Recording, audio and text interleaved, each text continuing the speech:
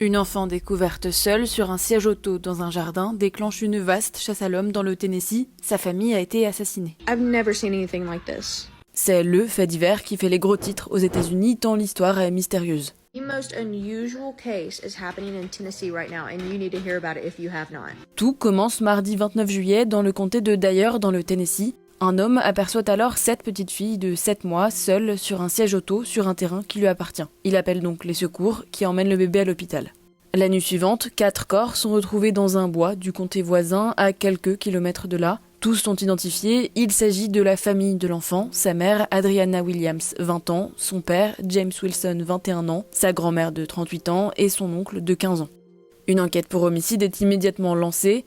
Plusieurs témoins rapportent alors avoir vu le passager d'un SUV blanc de taille moyenne abandonner un enfant dans un siège auto sur la pelouse d'un jardin. C'est alors que la chasse à l'homme commence. Cet homme, Austin Drummond, est identifié comme suspect. District Attorney Danny Goodman Jr. says this was a targeted attack, not a random crime. Le suspect de 28 ans aurait en fait été un proche de la famille en question. Il était en couple avec la sœur de Courtney Rose, la grand-mère assassinée du bébé, rapportent des médias locaux et une proche de la famille. Tous, d'après elle, lui faisaient entièrement confiance.